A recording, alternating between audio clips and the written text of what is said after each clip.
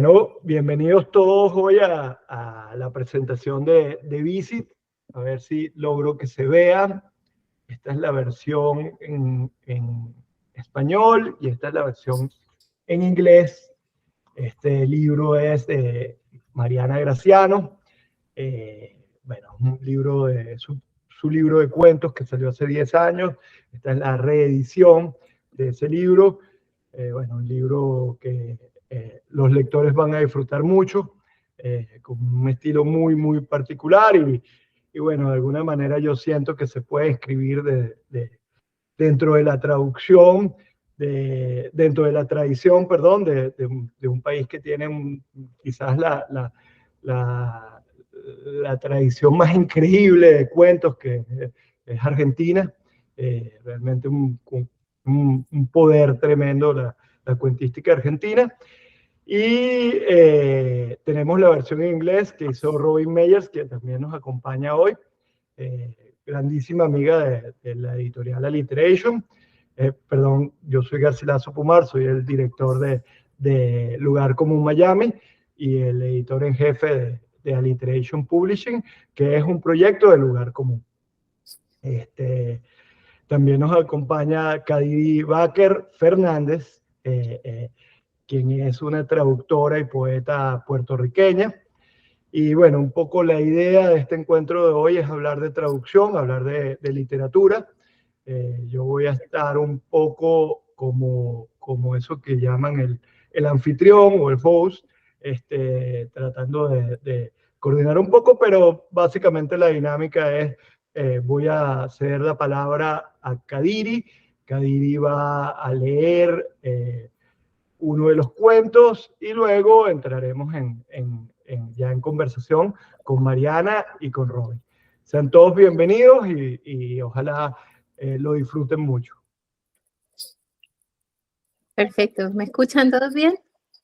Sí, bien. Muchas gracias, Garcilaso. Y bueno, me encantaría leer uno de los cuentos o tres, pero lamentablemente no habrá tiempo de hacer eso. Así que lo que voy a hacer primero es que voy a leer un comentario breve sobre la visita. Y luego les voy a pedir a Robin y a Mariana que lean un fragmento de uno de los cuentos. Y creo que a partir de esa lectura entonces vamos a iniciar la conversación. ¿Sí? Perfecto. ¿Sí? Dale, perfecto. Ok.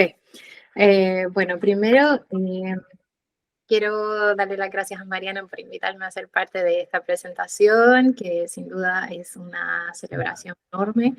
Estoy muy contenta de estar aquí junto a ustedes, de compartir la palabra, de compartir este espacio, aunque solo sea por un ratito. Como ya dije, admiro muchísimo a Mariana y a Robin, y bueno, nada, que para mí es un honor. Mariana y yo nos conocimos hace más de una década y todavía recuerdo leer versiones previas de muchos de estos textos en los talleres del MFA de escritura creativa en NYU. Volver a adentrarme en la visita es también estar de paso en un microcosmos que parece intocado por el tiempo, que parece estar reproduciéndose en cualquier lugar de forma simultánea. It's like that world that Mariana has built with her words is timeless, slowly unfolding at the margins of capitalist logics. And the characters are still navigating the quotidian, lo cotidiano, in this very moment that we speak. Aunque no los veamos, aunque se nos escapen de la mirada. La sensación de que algo está a punto de suceder, de que los personajes están asediados por una amenaza que nunca termina de materializarse de forma predecible, is constant. The feeling that someone or something is lurking, always hovering nearby, waiting for the moment to attack and dismantle el frágil orden cotidiano es constante. Mariana no escribe cuentos para Hollywood, y menos mal. Escribe literatura, and as such her stories often conclude with prophecies. Se prolongan en el sentido de hacerse largos, duraderos, por medio de presagios de lo que está por venir, of what is yet to come beyond the final sentences. De la misma forma en que las visitas suelen irrumpir en las rutinas cotidianas, ya sea de forma más o menos permanente, más o menos perceptible, En este libro se revelan esas presencias que vienen a alterar lo familiar, lo conocido, exigiendo que se atiendan, que los atendamos, aunque sea por la duración de la lectura. In this country of children, women, families living at the margins, captive of an invisible, nameless regime, we witness the characters seek pleasure, entertainment, leisure, comfort, and company in the mundane but always poetic ways that one can. La visita retrata un país ficticio demasiado próximo, un país al que nos asomamos para encontrarnos con la ternura, la extrañeza y el recordatorio de que todos estamos en tránsito. Gracias por permitirme volver a visitar ese lugar que es la visita de Visit. Ok, bien. Ya, vamos a cederle la palabra a las personas que realmente son importantes. Habíamos decidido que íbamos a empezar con un fragmento, más o menos la primera página del primer cuento, que en esta nueva edición es el primer cuento, pero que en la primera edición no era el primer cuento, algo que me gustaría que Mariana comentara, o ahora o en un ratito, quizás en un ratito. Pero creo que lo lindo sería que Mariana empezara leyendo ese fragmento del principio de la visita y que luego Robin también leyera, ¿sí? Por favor. Buenísimo. Muchas gracias. Bueno, muchas gracias a todas y a todos y a todes. Estoy muy contenta de compartir esta llegada, esta nueva llegada de las dos visitas. Voy a leer entonces el comienzo del primer cuento, que es al mismo tiempo el cuento que da título al libro, y es lo primero con lo que se encuentra el lector al abrir el libro. La visita. A veces todavía creo escuchar por mi ventana el cacareo y me despierto. Me tomo unos segundos reconocer la cama, la habitación, la ciudad. Me pregunto qué habrá sido de aquel lugar, si acaso alguien estará viviendo allí, si existirá todavía o si habrá sido demolido, si ahora será todo pura tierra y yo ya lo olvidado, o si habrá animales pastando, relamiéndose y masticando sin saber, vestigios de pasado. Fijo la mirada en uno de los bordes de mi mesa de luz y dejo de pestañear hasta que la mesa se desvanece, hasta que solo veo manchas y empiezo a reconstruir el recorrido a la perfección. Primero salir del pueblo, dejar el pavimento, hacerle frente al camino de tierra. Dejar que la nube de polvo detrás del auto se lo vaya comiendo todo. Atrás, la gente, las casas, las farmacias, los negocios, el mundo. Adiós. 2 kilómetros en línea recta y al llegar a la proveeduría girar a la derecha, continuar por 1 kilómetro, luego girar a la izquierda. Después de algunos minutos ya empezaban a divisarse los 2 pinos de la entrada. Una vez allí, el perrerío, las gallinas picoteando y cagándolo todo, el sol arrasando la tierra. Apenas mi papá frenaba, yo ya estaba lista para bajarme. Abría la puerta rápido, notaba el entumecimiento de mis piernas después de las horas de viaje. Hola, qué grande estás, otro beso, tío, abrazo, primos, tía, hola, perro viejo, perros nuevos, y detrás de todas nuestras voces, el profundo silencio del monte. Bajábamos las valijas, encimábamos nuestras cosas en una de las habitaciones y mi mamá nos mandaba enseguida a cambiarnos, a ponernos la malla, aunque no había dónde bañarse. La ropa no se aguantaba, menos los zapatos. Era cuestión de procurar la sombra todo el día y de darse baldazos con agua fría del pozo. Mi prima Luciana me seguía el paso. Nos mirábamos, nos sonreíamos sin hablar mucho, reconociéndonos otra vez, después de un año, similitudes y diferencias. A la media hora ya estábamos por ahí, explorándolo todo, charlando, jugando, planeando cosas para el día siguiente, mientras iban llegando más tíos, más primos, más coches, más bolsos. Gracias. Qué hermoso escucharte, Mariana. Y bueno, antes de pasar a leer el mismo fragmento en inglés, solo quisiera pues agradecerles a ti, Mariana, a Garcilaso, al resto del equipo de Alliteration, a Kadiri y a todos ustedes. Es muy, muy hermoso compartir ese espacio y un gran honor haber podido colaborar con este libro tan bello. Va el mismo fragmento. Sometimes I think I can still hear the chickens clucking outside. The sound wakes me. It takes me a few seconds to recognize the bed, the room, the city. I wonder what's become of that place, if someone's living there, if it still exists, or if it's been torn down, reduced to dirt and forgotten scrub, or if there are animals grazing, licking each other clean, obliviously chewing some cud of the past. I focus on an edge of my light nightstand and stop blinking until it vanishes, until I can see only smudges, then start to reconstruct the route as meticulously as I can. First you drive out of town, abandon the pavement, confront the dirt road ahead. Then a cloud of dust rises up behind the car, and you let it swallow everything: people, houses, pharmacies, stores, the world, goodbye. 2 kilometers in a straight line, then a right turn at the store, then another kilometer, then a left turn. After a few minutes, the 2 pine trees at the entrance come into view. On arrival, the chaos of dogs, chickens pecking and shitting everywhere, sunlight ravaging the earth. I was always ready to jump out as soon as my dad stopped the car. I'd fling open the door, my legs asleep after the long trip. Hey, you've gotten so big. Kisses on the cheek, uncle, hugs, cousins, aunt, hi, old dog, new dogs, and beyond our voices, the deep silence of the fields. We'd unload our luggage, pile our things into one of the bedrooms, and our mom would send us straight to change, put on our bathing suits even though there was nowhere to swim. Too hot for clothes, let alone shoes. You had to follow the shade all day long, splash yourself with pails of cold water from the well. My cousin Luciana was always close behind me. We'd glance at each other, smile without saying much, recognizing each other again after a year, noting what had changed, what hadn't. Within half an hour, we were off, exploring everything, talking, playing, making plans for tomorrow as more aunts and uncles arrived, more cousins, more cars, more bags. Muchas gracias, qué bello escucharlas. Creo que es un gran fragmento para empezar la conversación.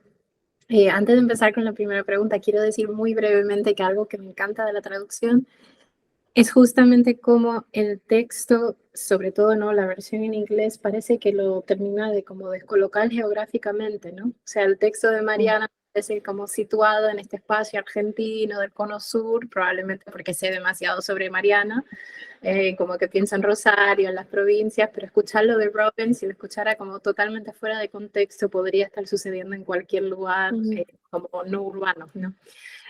Bueno, me gustaría que Mariana nos comentara un poquito sobre qué supone este inicio, esta introducción, no solo del cuento La Visita, pero también cómo dialoga casi como introducción o presentación del resto del libro, de toda esta recopilación. Y quizás es una pregunta conjunta, ese cambio de orden de los cuentos, o sea, de que en la primera edición no era el primer cuento, ahora sí, como un poco a qué se debe. En verdad, siempre cuando volví a releer estos cuentos, me llevó al momento de reescritura de estos cuentos, que para mí también fue un momento de estar, en cierto sentido, también de visita, porque estaba recién llegada a Nueva York, de Argentina. Estos cuentos los escribí, como dijo Kadiri antes, en los 2 primeros años en Nueva York, mientras cursaba la maestría en escritura creativa. Y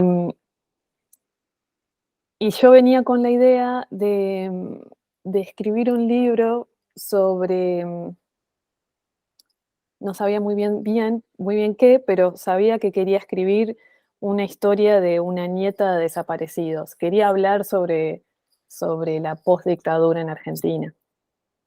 Tenía como escenas escritas, pensaba que iba a ser una novela.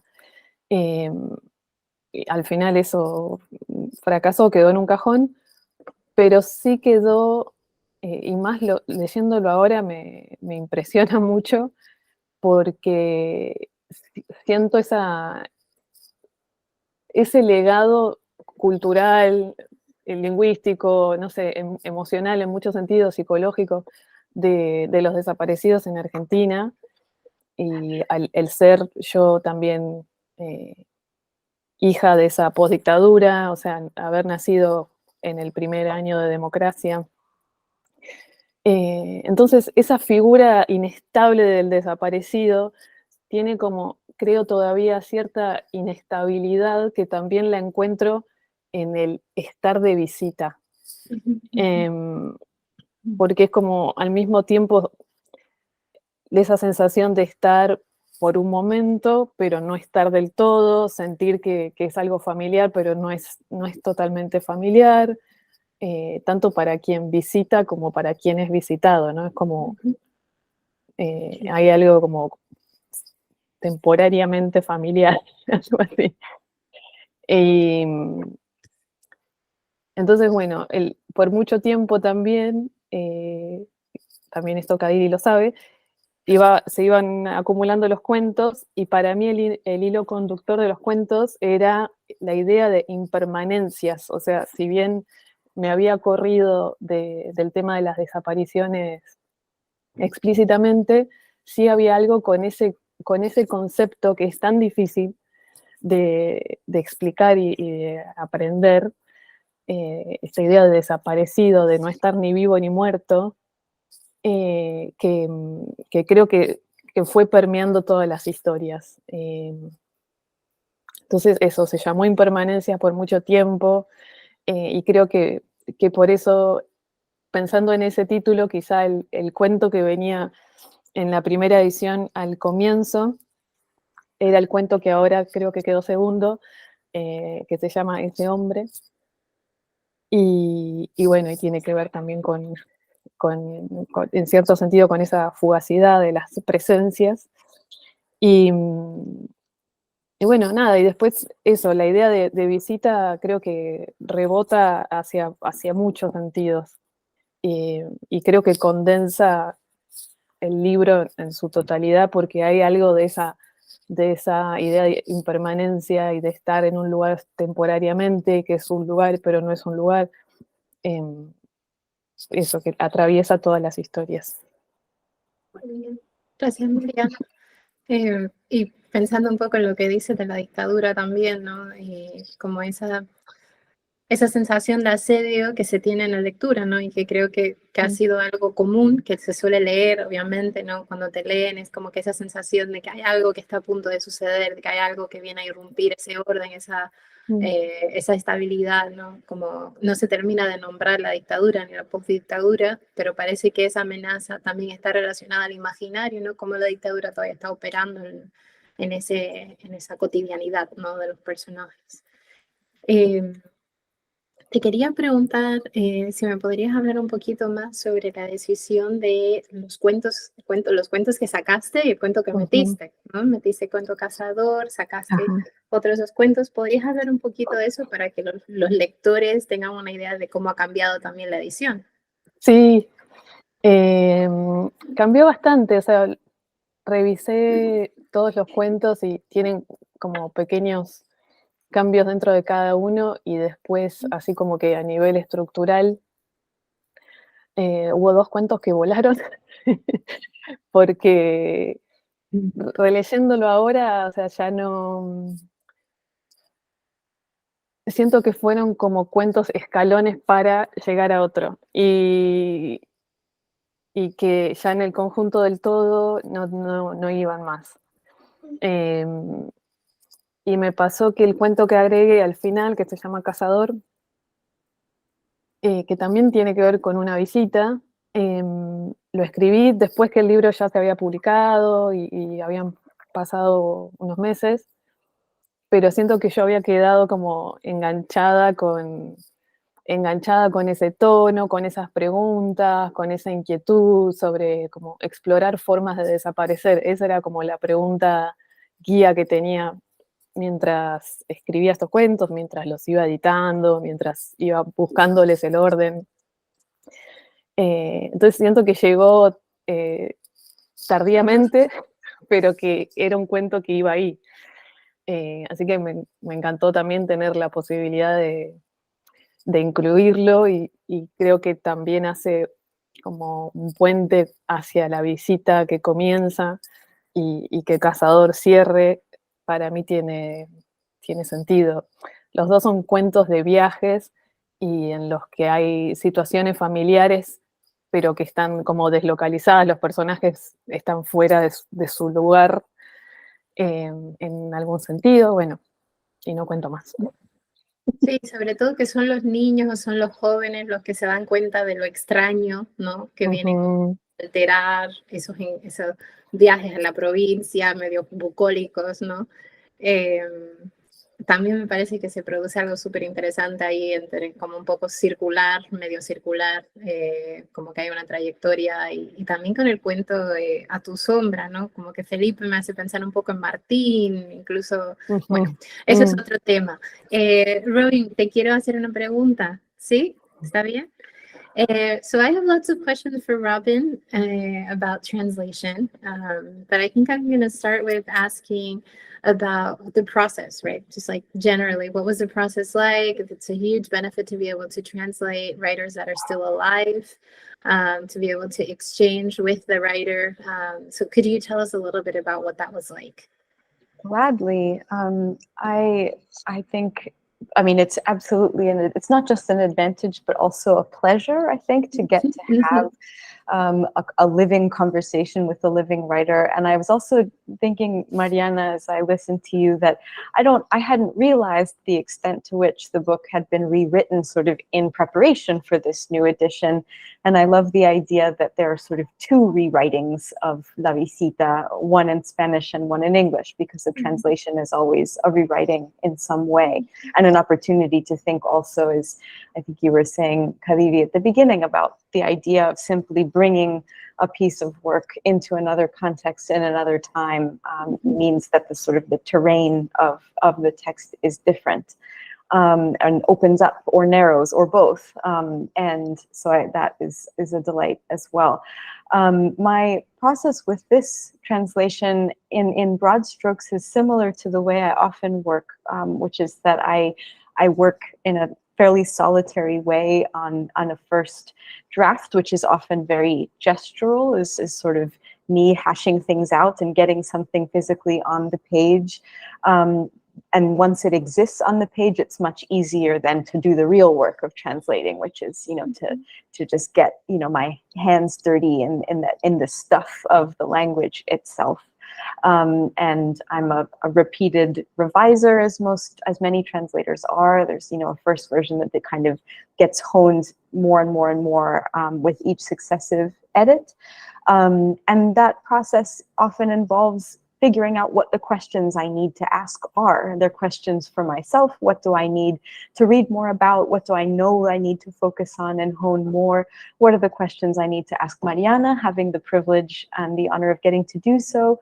And eventually, once I had a version that felt like it could stand on its own, could walk around on its own 2 feet, with lots of questions and uncertainties, that was the version that I sent to Mariana.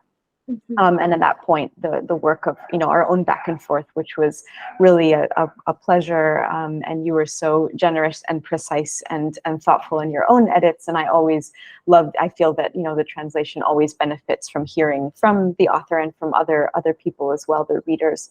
And then we had a couple of back and forths between us, and before reaching a final draft. No sé si me estoy olvidando de una última parte de tu pregunta, Kadiri.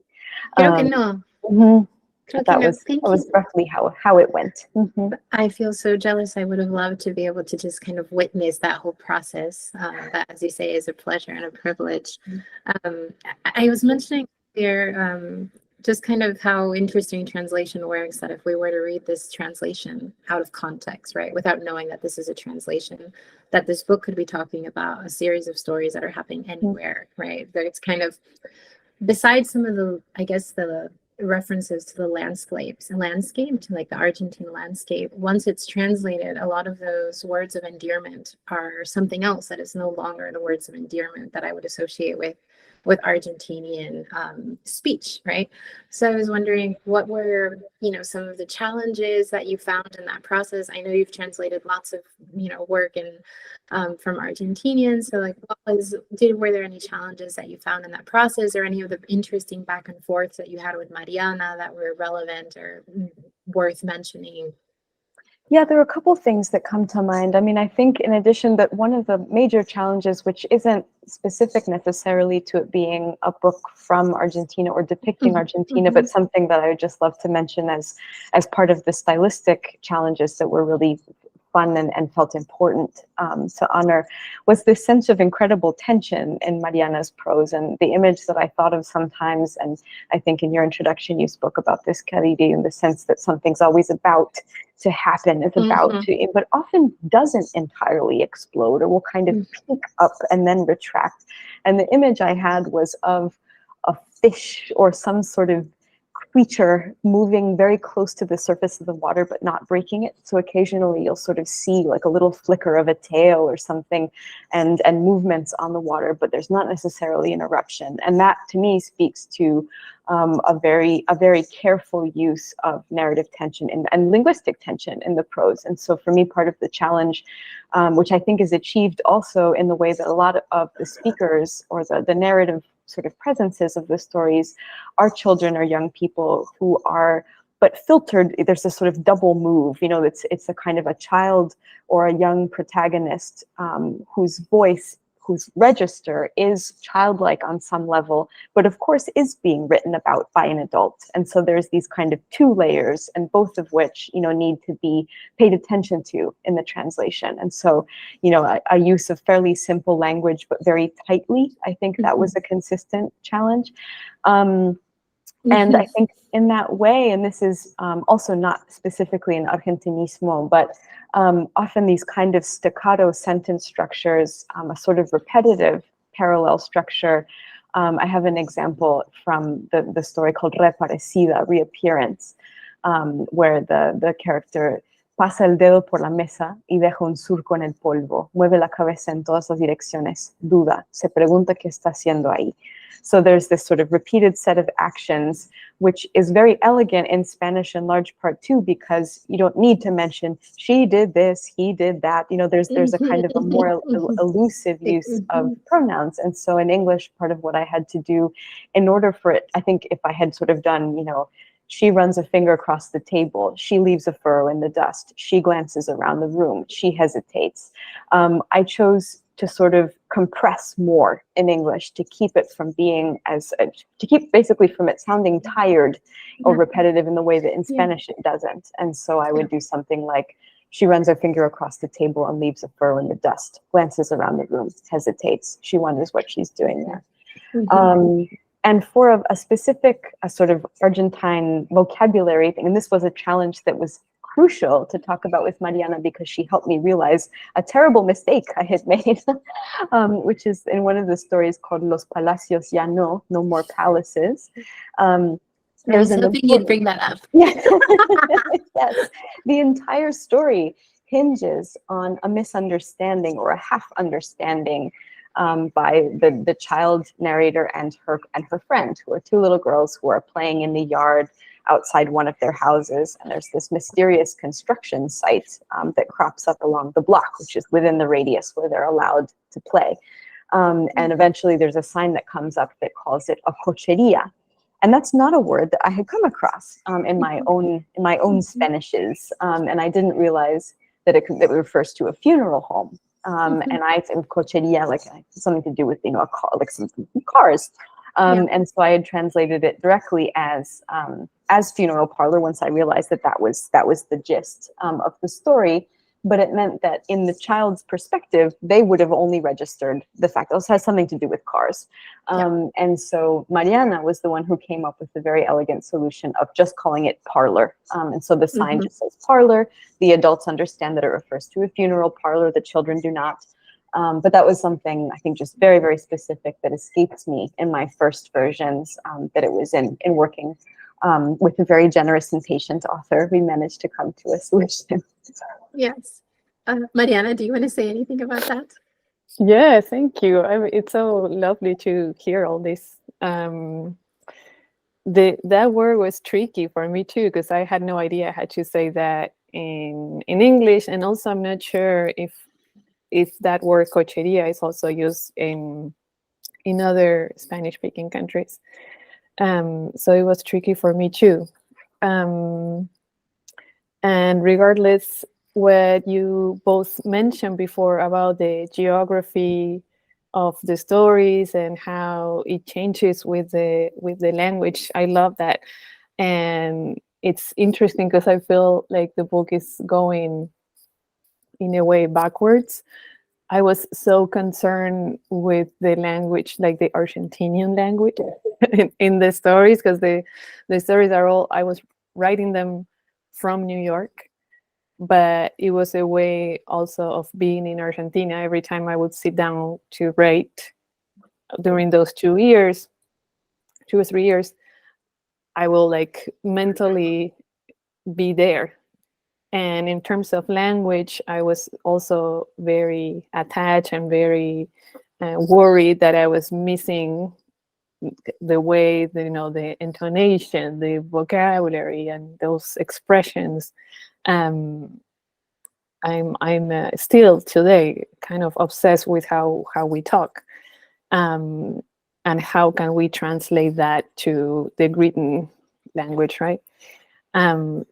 And what happens with the story when we change the language completely is that we also, we change the geography of it, the location of the characters, and it becomes a completely different story. I also had to go back to the versions in Spanish when I was reading the translation, because I was realizing, this doesn't make sense.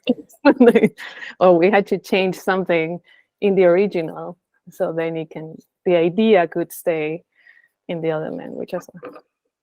But I think that, thank you both. But I think that, Mariana, and there's still, like I was saying earlier, there are elements in the landscape that are still very Argentinian that I kind of holds right in the translation, and that transfer into English, they still remain. But again, it's like really the words of endearment and of tenderness, of love, that I see the difference. And I think that would be a challenge for any translator. But I do think that Robin does a really good job at kind of maintaining the register in between the original and her version of it. And I think that must have been very difficult. About cocheria, I don't think we don't use it in Puerto Rico. I'm pretty sure we don't use it in the Caribbean. I don't Mexico think either. Yeah. I thought it was hearse at first, and I remember hearse, like the car where they carry los ataúdes. So yo pensaba que era eso lo que decías, como que era un hearse, y yo decía, ¿por qué pondría un cartel que diga hearse? O sea, pero también eso es lo maravilloso del cuento, ¿no? O sea, justamente cómo trabajas esa ambivalencia, lo ambiguo, lo medio ominoso, medio extraño. O sea, creo que está muy logrado, es solo como testimonio justamente de lo bien logrado que está el texto. Te quiero volver otra vez a Mariana. Robin, thank you, muchas gracias. Y me quedo pensando un poquito en lo que dices de esa obsesión con el lenguaje y de estar escribiendo desde Nueva York con el corazón, o sea, como un pie en Nueva York y un pie en Argentina, o como que el corazón en Argentina, y como estar tratando de tender ese puente con la casa, ¿no? Con la matria, con la Tricia, ¿no? Que hemos estado hablando de Tricia estos días.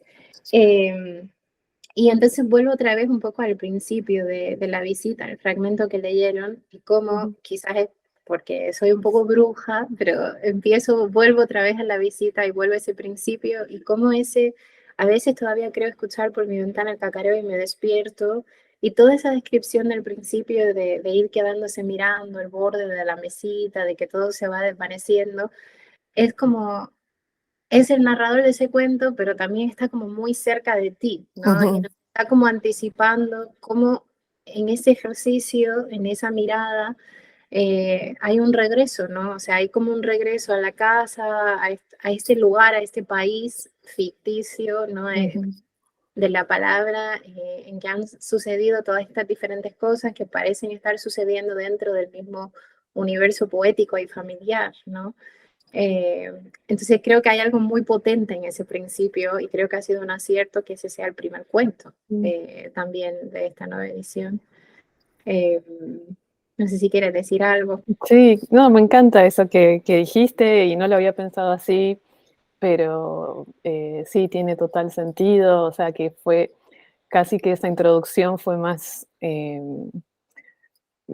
es como metanarrativa de quien se sienta a escribir, y entonces todo ese proceso de meterse en la historia.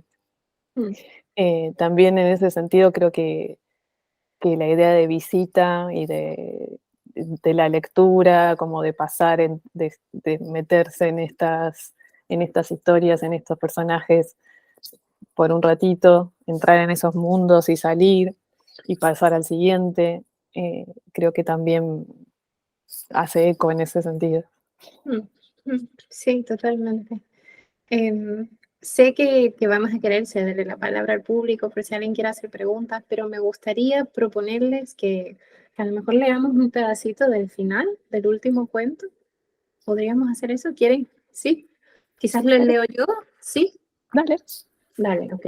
Creo que lo tengo acá marcado. A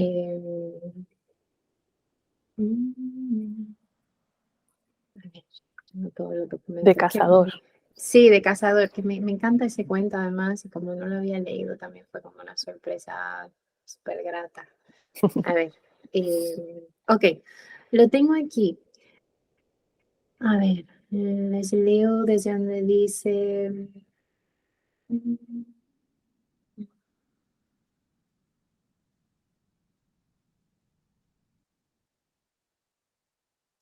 Con la nariz pegada, ¿sí?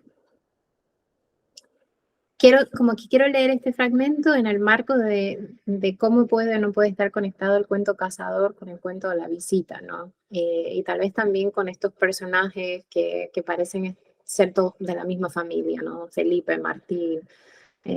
Dice, con la nariz pegada al vidrio frío de la ventana, Felipe imagina que se pone un sobre todo con capucha, botas y guantes. Tomará una de esas tenazas largas y uno de los pinches que usan para mover las brasas del asado y caminará hasta el bulto. Al sentir sus pasos, la criatura se moverá, asustada. Intentará atacar. No podrá moverse porque estará herida. Felipe podrá ver un manchón de sangre en el suelo y una especie de pata lastimada. Le mostrará los dientes, pero todavía será difícil distinguirla. Una comadreja gigante, un caimán salido del arroyo. Él lo domará con sus dos herramientas y su madre lo mirará desde este lado del vidrio, llevándose las manos a la boca, asombrada por su valentía.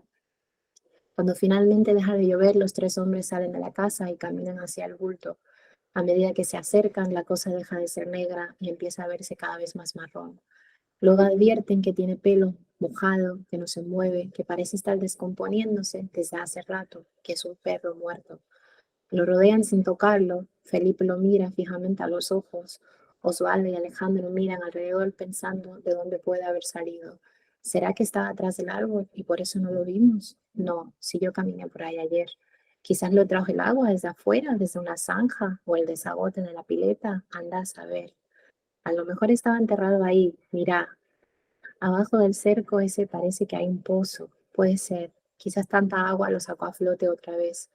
Felipe, anda a buscar una bolsa grande de la cocina, así lo metemos adentro. Sin hablar, Felipe obedece. Camina a la cocina, camino a la cocina, piensa, seguro que todavía alguien está esperando que vuelva. Pensando otra vez en el lenguaje, debe ser muy raro también escucharme a mí leyendo ese texto, no, o sea, sin tu acento. Quizás esto sea un poco forzado, pero me parece que este final como que termina de cerrar el libro, porque parece como si nos dijera que aquello que nos asedia, que está amenazando a los personajes, no es una amenaza real, es una amenaza que ellos intuyen, pero que realmente ya no está ahí, que es un perro muerto indefenso que descubren en la pileta en un día que llueve muchísimo, que todo se inunda, ¿no? Y como que le da como una vuelta de tuerca un poco a toda esa situación de que parece que hay algo que viene, parece que hay algo terrible que siempre está a punto de suceder, pero que esa sensación, ese miedo a una amenaza posible quizás sea más como una consecuencia también de ese contexto político no nombrado y de algo universal mayor, ¿no? O sea, de sentirse siempre un poco en riesgo, en peligro, pero que esa amenaza tal vez no esté ahí. Sí, sí, tiene sentido totalmente. Pensaba también en lo que se nombra y lo que no se nombra en cada lengua, en cada cultura, en cada situación, y cómo también hay muchos, o sea, hay mucha presencia de la infancia, muchos personajes, muchos cuentos que están contados desde la perspectiva de un niño o una niña. Y creo que también me hizo falta volver a ese lugar y como tratar de encontrar esa mirada genuina ante un concepto que es, como decía antes, tan difícil de aprender, como cómo una persona puede estar desaparecida.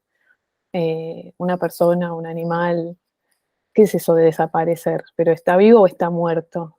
¿Dónde está? Y entonces, como tratar de que el lenguaje también, o sea, todas esas operaciones políticas sobre la lengua, de no nombrar, o sea, no decir tal persona fue asesinada o lo que sea que haya pasado, y generar esta figura, generar esta palabra, este término, para no nombrar algo y en cambio llevar la atención a otra cosa. Y creo que desde la mirada infantil, eso, si como adulta me cuesta, como niña era como imposible, como, ¿qué es esto? Son fantasmas. Entonces, por ahí fue la cosa y la necesidad de ponerme en esos ojos.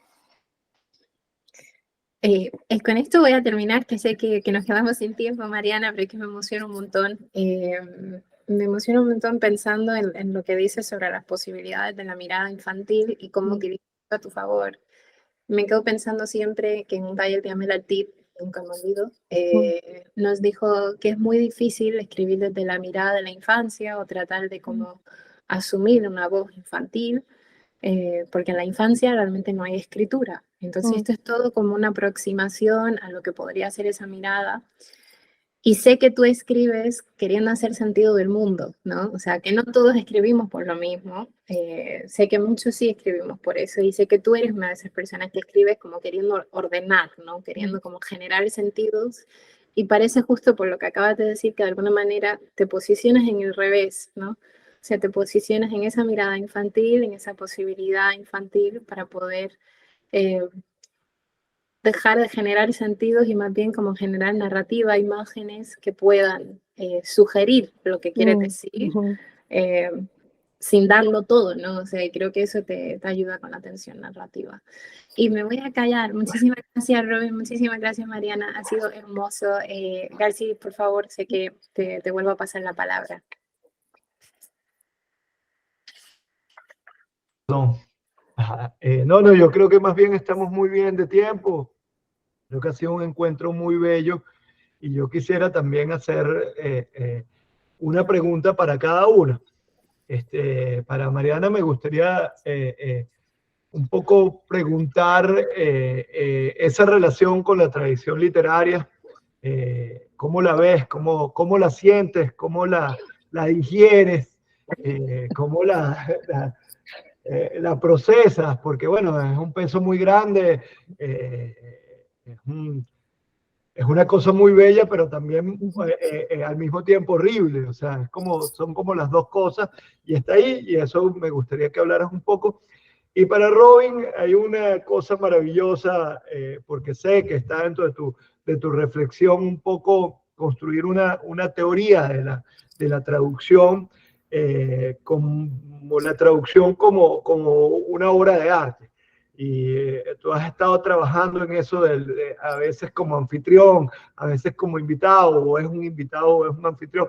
Pero lo que siento sí que hay una gran conciencia de que la traducción en sí mismo es una obra de arte. No un proceso técnico, sino un proceso propiamente estético, que por supuesto determina completamente el resultado de la experiencia de la lectura. Creo que serían las dos preguntas que haría para yo tramposamente iniciar la sesión de preguntas. Bien, difíciles preguntas.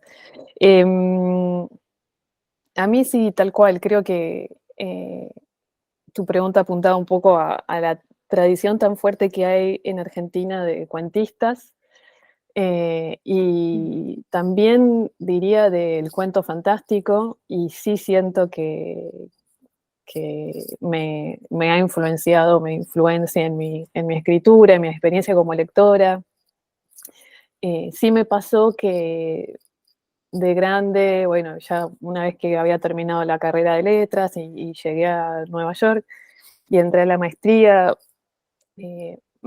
empecé como a leer a contrapelo muchas cosas, a darme cuenta que había estado leyendo puros hombres la mayor parte de mi vida, y como de dónde estaban las cuentistas. O sea, ahora el escenario literario en Argentina cambió mucho y hay grandísimas escritoras cuentistas, pero en ese momento, o sea, una de las cuentistas con las que me empecé a relacionar la empecé a leer estando aquí en Nueva York fue Luisa Valenzuela. Y bueno, eso siento que algo del tono de sus cuentos, de sus preocupaciones por muchos de sus temas, algo de eso los sigo viendo acá. Y después me pasó también que al llegar a Nueva York empecé bueno, primero a leer en original, a leer más en inglés, autores que había leído en español y también me habían influenciado mucho, como Salinger, o sea, autores que me encantaban leer y libros de cuentos que me encantaban. Y lo primero que hice fue ir a comprarme los originales, no lo podía creer. Y empezar también a leer autoras que estaban vivas, compañeras de la maestría, no solo que estábamos ahí escribiendo juntas, sino también influencias, otras autoras que ellas habían leído antes, de otros países, porque también pasa mucho que dentro de Argentina leemos literatura argentina, dentro de Colombia se lee literatura colombiana, y por ahí no pasa tanto como sí pasa en Estados Unidos, que así como se mezclan todas las variedades del español, también hay algo como de la literatura latinoamericana que se hace mucho más, no sé, más transitable, como que es más de mano en mano, por esta convivencia que hay de inmigrantes latinoamericanos. Entonces que cada una trae sus propias tradiciones, y de repente una escritora chilena que estoy segura que si me hubiera quedado en Argentina, aunque la tenía al lado, no me enteraba que existía y que estaba escribiendo. Y sí suceden mucho esos encuentros en Nueva York. Así que, bueno, por ahí.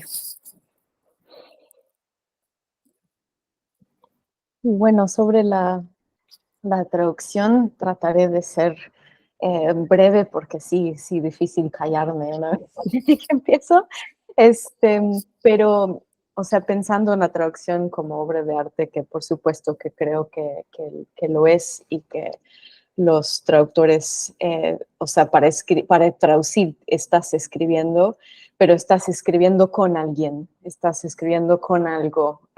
Es un acto para mí de creación interpretativa, y la metáfora que más me gusta y a la que le sigo dando vueltas todos los días es la comparación con la música, no solo en la musicalidad del lenguaje, aunque por supuesto que eso para mí tiene todo que ver. O sea, eso es como que el lenguaje, la sustancia, la cosa así material del lenguaje es el motor como de la escritura y por lo tanto de la traducción. Pero como si pensamos en músicos que hacen covers, que hacen los grandísimos covers, o en, no sé, desde Glenn Gould tocando Bach a Johnny Cash con su versión de Hurt, o ¿quién más? Como Whitney Houston haciendo el cover de la canción de Dolly Parton. O sea, como son traducciones, son traducciones que cobran, o sea, que están haciendo como un acto de interpretar, de conectarse y de procesar, de metabolizar lo que ya está en una obra original, y de tratar como de hacer que cobre vida la experiencia o sea, como más lo que dice que cómo lo hace. Entonces, creo que también a todos nos habrá pasado que escuchamos un cover que está como muy ordenadito, o sea, sí, qué bonito canta, pero como está tratando de imitar solamente al original. Y alguien puede tener como un gran manejo de su voz o una formación virtuosa como intérprete, pero si no das otro paso justo para darle, no sé, para justo como de usar tu propia técnica, de agarrarte de tus propias formaciones, lecturas, el estilo propio que es imposible sacar, justo lo que nos hace deslumbrarnos por un cover es que sea diferente, es que sea una transmutación, una transformación de algo en sintonía, en colaboración con el original. Una especie de homenaje que se transforma. Y así pienso yo en la traducción literaria. Por supuesto que es una metáfora limitada en un punto, porque en la literatura pues estamos como condenados a las palabras, o sea, no tenemos más, o sea, en la música por lo menos está la posibilidad de vivir una experiencia que vaya más allá de las palabras, y en la literatura pues todo pasa por el embudo del lenguaje, ¿no? Pero sí me parece que hay ahí en esa idea algo importante para mí como practicante de la traducción y como lectora también, que es pensar en la libertad no como una especie de licencia que se toma en secreto, una confesión, sino justo una manera de, o sea, cómo se canaliza, cómo se usa esa libertad justo para que se vuelva una obra de arte independiente. Qué lindo. Bueno, bárbara la respuesta, de verdad, de las dos. Vamos a ver si el público que está acá tiene alguna pregunta. Yo diría que puede levantar la manito, esta que está aquí, creo que esta funciona, ¿verdad? Y desbloquear el micrófono y hacernos la pregunta. ¿Alguien? Ajá, Arthur. Hola, todos. Bueno, en primer lugar, qué gusto verlas, qué gusto, bueno, escuchar la plática, ¿no? Y qué gran encuentro. Y mucha felicidad también por el libro. Tengo una pregunta que tiene que ver con el lugar, con el espacio un poco.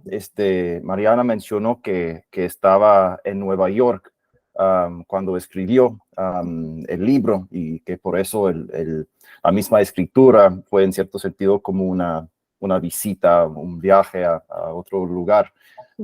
Entonces, bueno, mi pregunta es para Robin.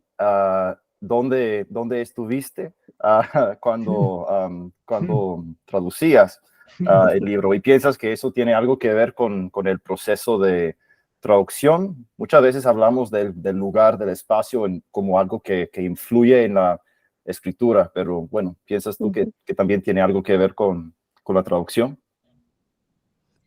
Yo estuve una parte de tiempo en la Ciudad de México, pero una muy buena parte del tiempo en Argentina, de hecho. Una especie de cambio de lugar, sí.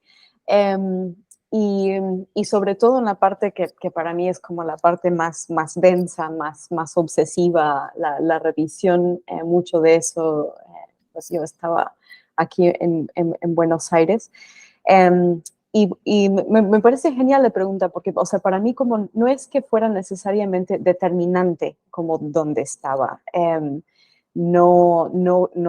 Sí, o sea, difícil saberlo, y al mismo tiempo para mí como que agregaba dimensiones también como históricas, ¿no? O sea, como por un lado de eso, o sea, yo había estado antes en Argentina y había traducido a autores de Argentina, pero justo, no sé, como varias cosas que han salido a lo largo de esta conversación, cosas que tú dices, Mariana, como de la post-dictadura, y de tener amigues, de escuchar a mucha gente hablar como de lo que se hablaba y no se hablaba en sus familias, de cómo se vivía el trauma también, como de haber salido al otro lado de la dictadura, y como que momentos así como de silencio o de ruptura, de trauma, ¿no? Y de estar como más atenta a eso como una cosa ambiental, o sea, no necesariamente como un tema, o sea, como para ponerme a investigar tal o tal cosa, sino como un mood. Y bueno, también como un momento en que se acaba de elegir, acaba de asumir Milei en la presidencia, y de que hay como un ambiente justo como de pánico, de mucha oscuridad, y como recordaba justo ahora preparándome para la conversación de hoy, el final de uno de los cuentos en que como pasando en el coche, la personaje niña como observa a personas como saliendo de un supermercado, ¿no? Como que con cosas, y un ambiente como de tensión, o sea, como sí, de no saber qué está pasando, de no saber qué va a pasar. Entonces, eso, como una cosa más de la atención que de la investigación como tal. Y también como de, ayuda mucho, o sea, tengo una amiga traductora que siempre usa Google Maps cuando traduce, o sea, como que se pone a usar como la vista satelital, como a ver cómo es la tierra, cómo son las calles. Y yo empecé a hacer eso, también me parece una súper herramienta que antes no se me ocurría francamente usar, y ahora justo de haber viajado un poquito más como a Entre Ríos, por ejemplo, como que de tener, yo no conozco Córdoba, pero como de tener amigos que hablan de Córdoba y tener esos paisajes, por supuesto que sí sirve también como a nivel de las imágenes, de cómo hacerle justicia a las texturas y vistas, ¿no? Como de un lugar dado. Entonces sí, fue una coincidencia muy linda a la hora de traducir y revisar. Bueno, ¿alguien más tiene alguna pregunta?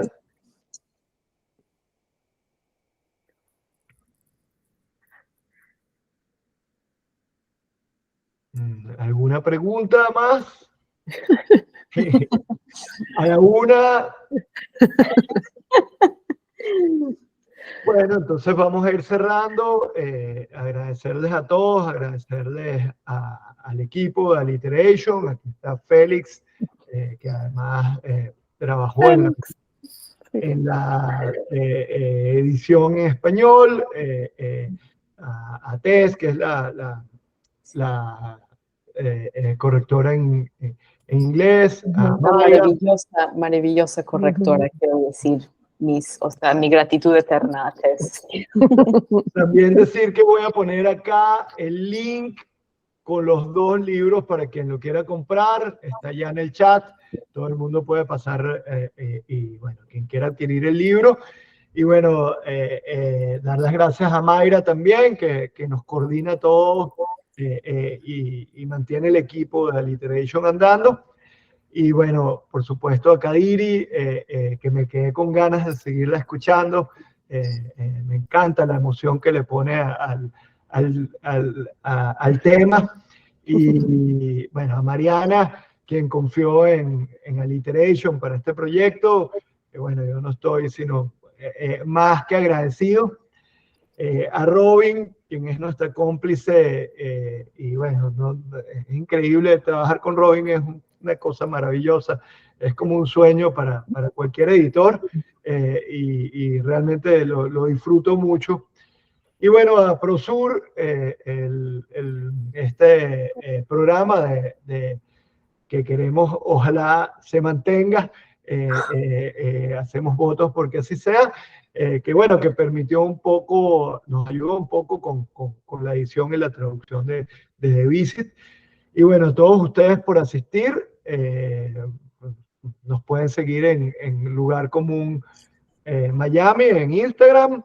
Y bueno, también allí se pueden suscribir a nuestro boletín que sale mensual.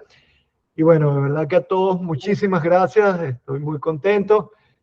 Y bueno, este es el primero de muchos encuentros que vamos a hacer sobre la visita. Espero por supuesto, agradecer a Arthur y al equipo de Latin American Literature Today por acompañarnos, apoyarnos, y bueno, espero que el próximo sea presencial y podamos vernos todas las caras y bueno, de verdad que muchas gracias a todos y seguimos. Muchísimas gracias, de verdad. A ustedes. Alegría. Felicidades, Mariana. Un Felicidades. placer enorme. Muchas gracias. Gracias.